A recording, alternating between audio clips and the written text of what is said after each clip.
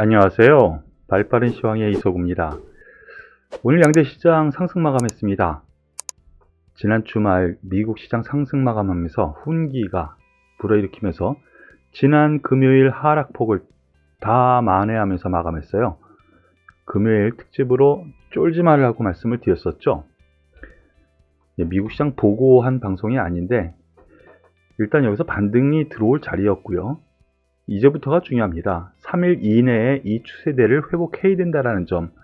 다만 코스닥 같은 경우 같은 맥락의 흐름이기는 한데요. 하락폭의 반 정도. 그런데 오늘 수급에서 외국인 기관이 쌍끌이 매수했고 특히나 선물 지속적인 매도하다가 오늘 환매수했다는 점에서 놓고 보면 긍정적으로 볼 만한 요건 충분히 있다고 생각하고 접근하셔도 되겠습니다. 그러면 오늘 가장 궁금해 하시는 종목들 하나씩 살펴보겠습니다. 삼성전자부터 한번 가보겠습니다. 이제 국민주가 돼버렸죠. 그래서 가장 궁금해하는 종목 검색 순위 1위 거의 특징주 이거는 다른 종목에 대한 얘기예요.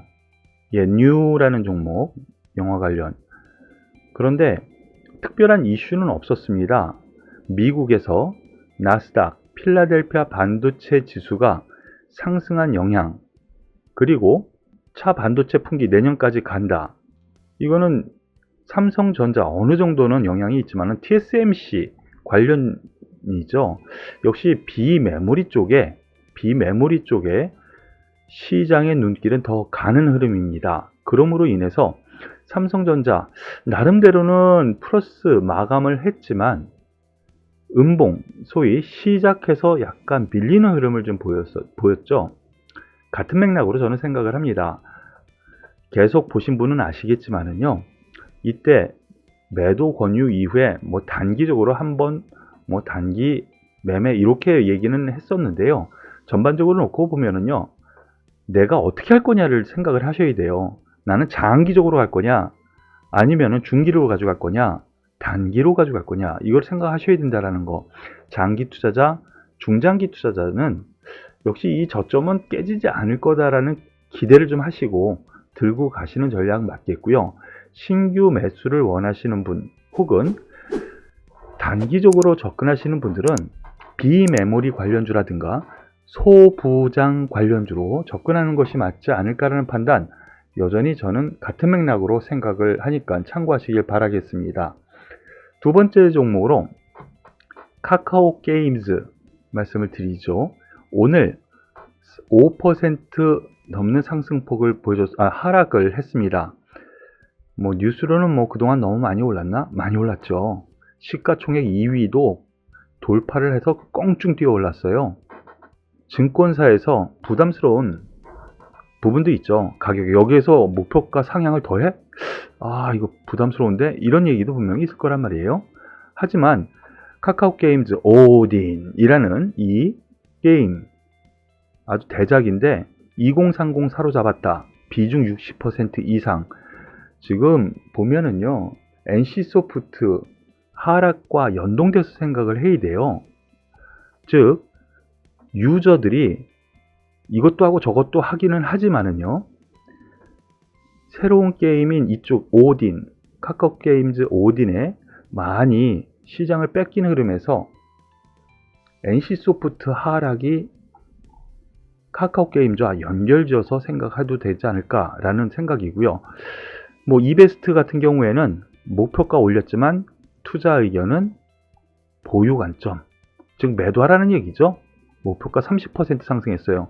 그래서 95,000원인데 주가 흐름 잠시 보시겠습니다. 카카오 게임즈 지금 종가는 8만원 선이에요. 8만원. 9만원 넘어서까지 목표가 제시할 수 있다. 그런데 거기까지 가면 증권사 입장에서는 부담스러운 거죠. 그래서 올린 거라고 생각이 돼요.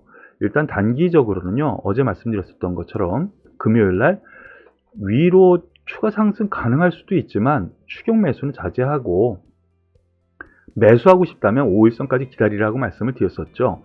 5일선 오늘 오면서 약간 아래 꼬리를 다는데요.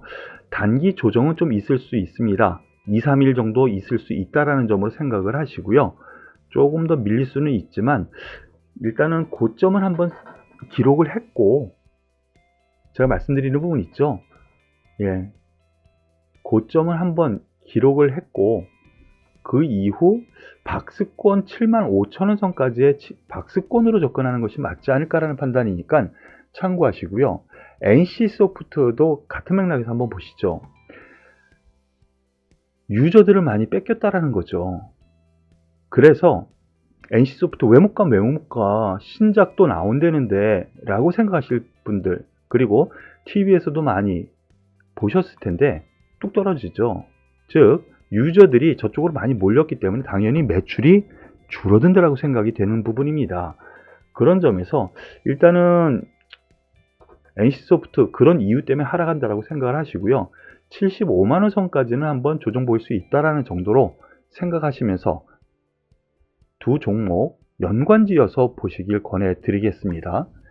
그리고 카카오도 많이 궁금해하시죠? 이유 간단합니다. 삼성전자랑 똑같죠. 국민주가 거의 돼버렸죠.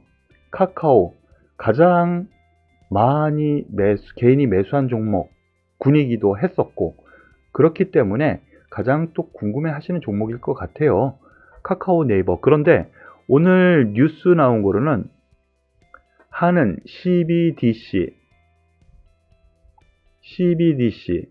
디지털 화폐요. 모의 시험 연구 사업 네이버와 카카오, SK 세 곳 중에 한 곳을 맡길 예정이다. 예, 네이버, 카카오, SK 이것도 상당한 호재예요. 과연 어디가 될까? 이건 몰라요. 예, 이게 될 것이다. 이런 생각은 하지 않으셨으면 좋겠고요. 다만 이것이 된다면 호재인 것은 분명하기 때문에 앞으로 모멘텀이 있다면 이 모멘텀이 하나 더 추가될 수도 있구나 라는 점으로 생각하시면 되겠습니다. 다만 크게 성장성은 여전히 있습니다. 그런데 제가 말씀드렸었던 것처럼 이 고점은 쳤고 21선 올라올 때까지 못 간다 그랬죠. 이제 서서히 올라옵니다. 이제는 조정 시에는 조금씩 주워 담아도, 즉 저점 분할 매수로 접근해도 되지 않을까라는 판단이니까요. 참고하세요. 이렇게 고점에서 매도해서 여유있게 쫓아잡지 않고 여유있게 매매하시길 권해드리겠습니다. 제가 매수 권해드린 부분은 바로 여기서 매도, 그리고 그 이후 두 군데에서 매수 관점을 말씀을 드렸었거든요. 이제 다시 매도 이후 조정 시에는 긍정적으로 보셔도 되지 않을까라는 판단이니까 참고하시길 바라겠습니다.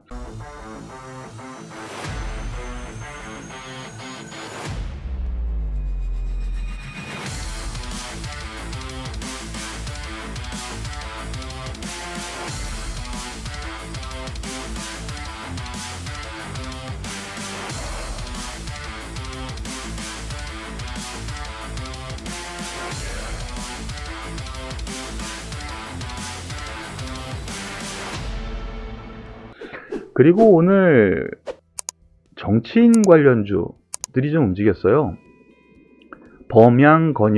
범양건영이라는 종목이 상한가 마감을 했습니다. 정치인 관련주. 지금 이재명 후보자 출마 선언. 이거는 뭐 예전에 있었던 건데요. 하지만 그 이후 흐름이 상당히 세력주 움직임으로 올라갑니다. 범양건영, 정책주라고 볼 수가 있죠. 정치인 관련주라기보다는 정책주. 상당히 세게 붙습니다. 예, 추가 상승 분명히 가능하지만은요. 출렁임은 분명히 있거든요. 이렇게 세게 붙었을 때요. 예, 추격 매수는 좀 부담스럽다는 점 말씀을 드리겠고요. 차라리 민주당에서 정치인 관련주로 보면은요. 이재명 후보자는 약간 밀렸고요. 주말 동안에 다른 후보자 관련주, 3부 토건이 오늘 좀 급등세를 좀 보여주었는데요. 17% 급등합니다. 전 고점대에서 약간은 밀리는 흐름이 지금 분명히 보이기는 하는데요. 이제 시작하는 흐름 안에서 지금 민주당 전 대표 관련주죠. 그런 점에서 놓고 보면은 주말 동안에 지지율이 급상승했다라고 하죠.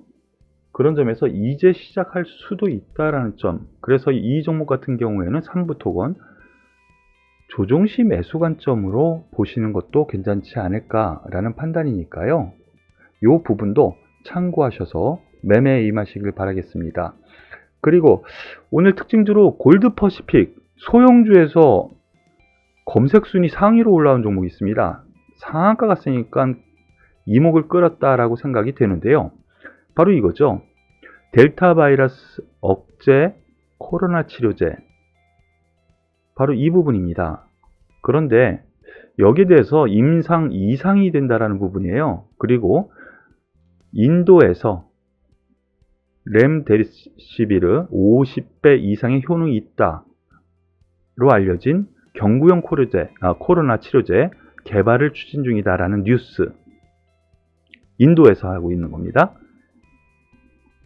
그런데 이거는 지금 경구용이죠. 그래서 되기만 한다면, 그리고 허가를 받는다면 나름 좀 대박을 칠 거는 같아요. 근데 다른 종목군들도 많이 있죠. 지금 경구용 치료제 뭐 각국에서 다 밀고 있는 부분이기도 하고요. 서로 패스트 트랙 조건을 다 가지고 있다는 거죠.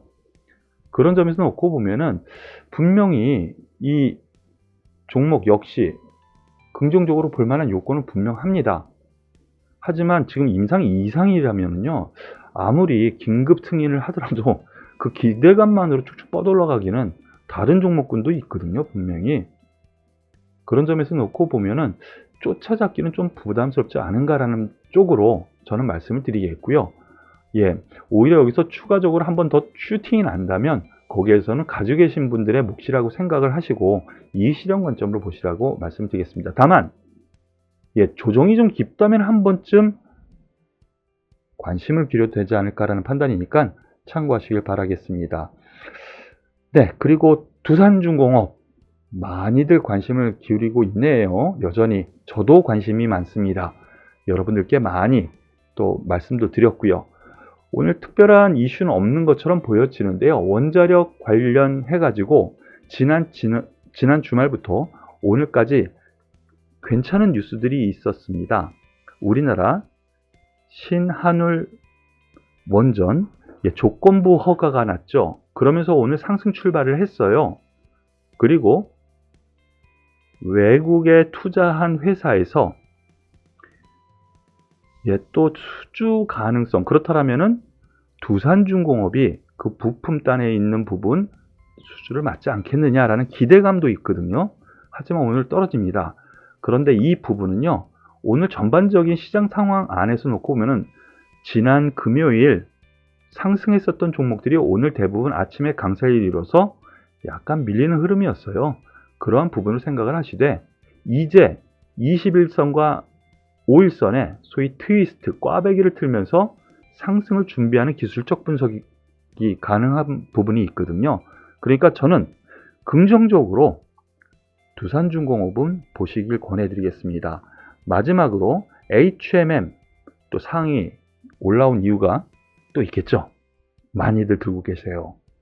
근데 이 종목 같은 경우 뭐 특별한 이슈는 없었습니다. 주말에도 공매도 있었다라는 정도. 당연히 근데 공매도가 있을 수밖에 없어요.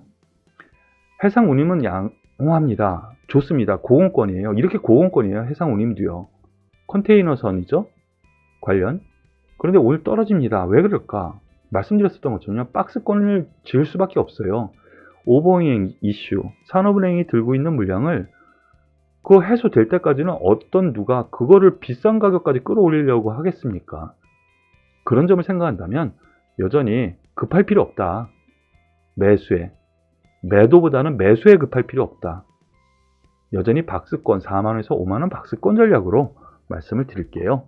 오늘 발빠른 시황은 여기서 마무리 짓도록 하겠습니다. 수고 많으셨습니다.